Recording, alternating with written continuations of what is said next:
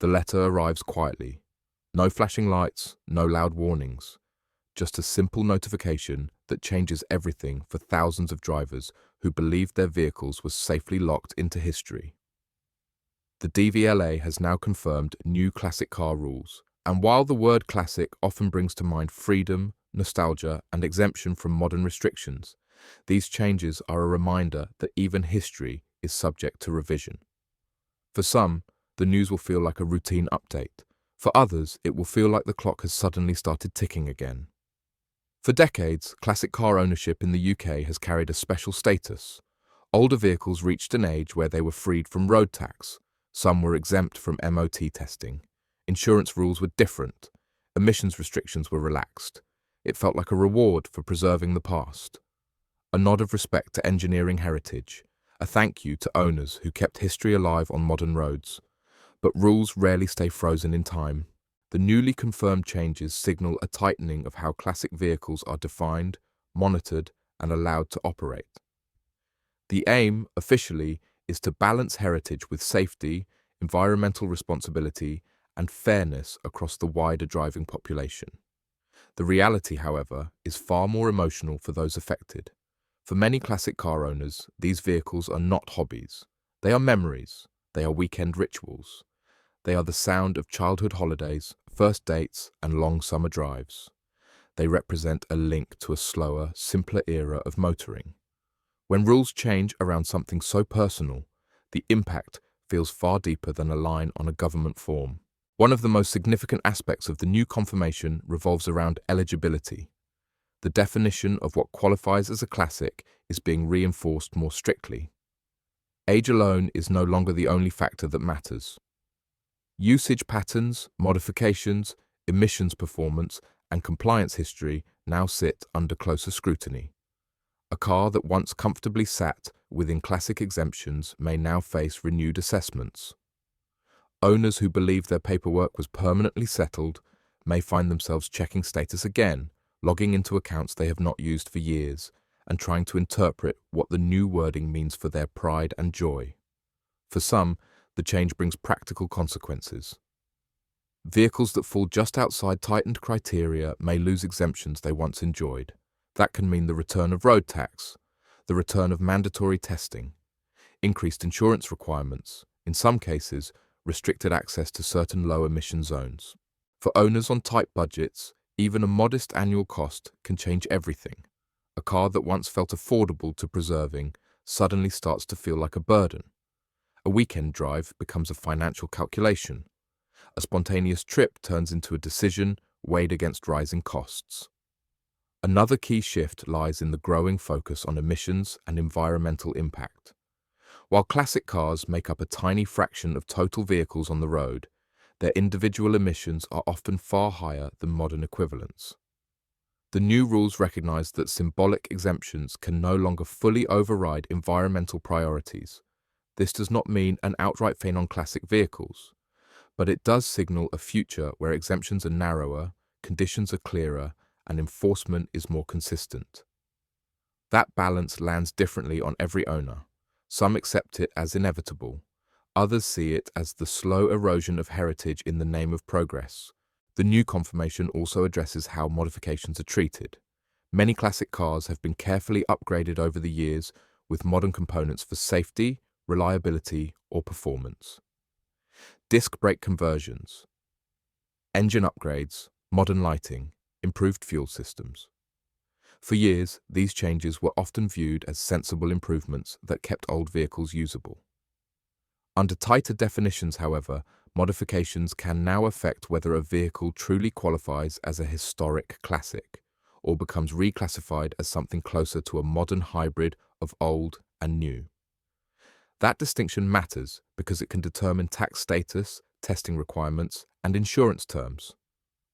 Owners who invested thousands into improving safety may now find themselves penalized for doing the responsible thing. That irony is not lost on the classic car community. Another area of growing attention is how often classic cars are actually used. The traditional assumption was that most classics were driven only occasionally, Sunday outings, club meets, seasonal events. But in reality, Some owners use their classics regularly for commuting, errands, and long journeys. The new confirmation strengthens the link between usage and status. Vehicles that are effectively used as daily drivers are less likely to benefit from full historic exemptions going forward. The message is subtle but firm. Classic status is tied not just to age, but to character of use. For many owners, this feels like a shift in the philosophical contract they thought they had entered into. They preserved an old vehicle, they maintained it responsibly, they expected consistent treatment in return. Now they are being told that usage patterns might redefine their classification entirely. Then there is the digital side of the change. Registration records, exemptions, and compliance are now increasingly managed through integrated systems. That brings efficiency, but it also brings vulnerability for those unfamiliar with digital processes. Small discrepancies in records can now trigger automated checks far more quickly than in the past. An incorrect date, a misclassified body type, an outdated note on fuel type. These details, once buried in filing cabinets, are now searchable in seconds. When mismatches appear, notices are issued faster. Follow-up requirements arrive more quickly. Deadlines are tighter. For older owners particularly, this adds a layer of pressure that did not exist before. The emotional reaction to these changes varies widely. Some welcome them as overdue clarity. They argue that the classic status had become too vague, too open to exploitation, and too detached from broader transport realities.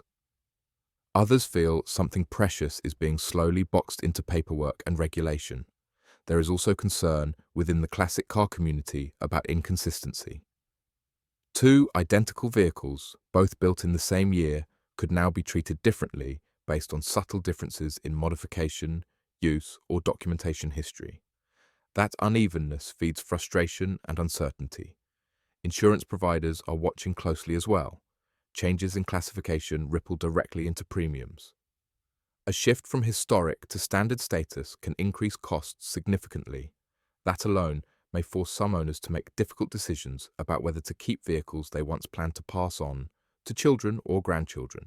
For some families, these cars are part of their legacy, a restoration that took decades, a shared project between parent and child, a journey through grief, healing, and pride.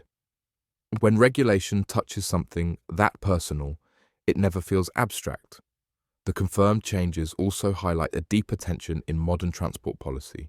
The push for cleaner air, lower emissions, and safer roads continues to accelerate. At the same time, there is a desire to preserve cultural heritage. Those two goals do not always align easily. Classic vehicles sit directly at that crossroads. They are both cherished artifacts and practical machines operating in modern environments. Each mile driven bridges two eras. Each rule applied weighs history against the future. The DVLA confirmation attempts to redraw that balance more precisely. Whether it succeeds will depend largely on how it is implemented, how flexibly it is interpreted, and how clearly it is communicated to those affected. What worries many drivers most is not the existence of new rules, but how they will be enforced. Will there be grace periods? Will errors be punished immediately? Will communication be clear? Will genuine mistakes be treated with understanding or with penalties? That uncertainty breeds caution, and caution changes behavior. Some owners are already considering reducing usage. Others are planning to sell while values remain strong. Some are bracing themselves for higher costs. Others are simply waiting in silence, hoping they will not be among those affected. Not every classic driver will feel the impact. Many will continue largely as before. But for those who fall on the wrong side of newly tightened definitions, the shift may feel sudden and unforgiving. There is also a generational element at play. Younger enthusiasts often approach classic ownership with different expectations. They tend to be more comfortable with regulation, digital records, and evolving compliance. Older owners often remember a time when paperwork was minimal and trust was higher. This generational divide shapes how the changes are received. What one group sees as sensible modernization, another experiences as creeping restriction. The truth is that classic motoring is no longer insulated from the wider transport ecosystem. Emissions targets, urban planning, digital enforcement, and road safety frameworks now interconnect in ways they never did before. Exemptions that once stood alone now exist inside much larger systems, and large systems by their nature favor uniform rules over exceptions.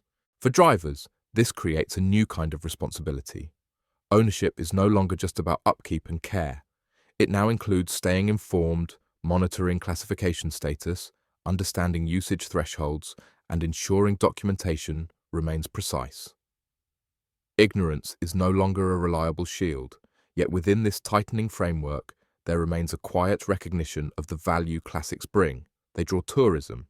They support specialist trades. They keep craftsmanship alive. They connect generations.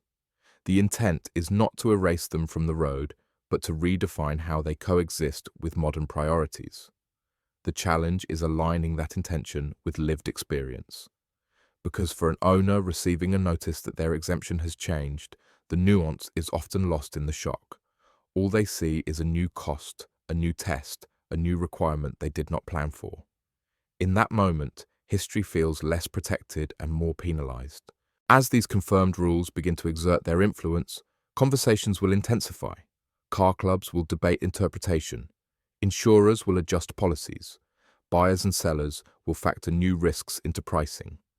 And individual drivers will decide what the future of their classic ownership truly looks like. Some will adapt, some will step back. A few will walk away entirely. What remains certain is that the era of hands-off historic classification is ending. In its place comes something more structured, more monitored, and more aligned with wider transport policy. Whether that ultimately strengthens or weakens the classic car world will only become clear with time. For now, awareness is the most powerful tool drivers possess. Understanding that status is not permanent, realizing that modification has consequences, accepting that usage now matters more than ever, and recognizing that systems are becoming faster, not slower. Classic motoring will continue, but it will continue under a different set of expectations.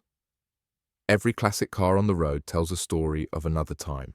The new rules do not erase those stories, but they do change the chapters ahead. For some, the road forward will feel narrower. For others, it will simply feel more defined. What matters now is not fear, but awareness. Because the past may be preserved in metal and chrome, but the future is shaped by the rules we live under today.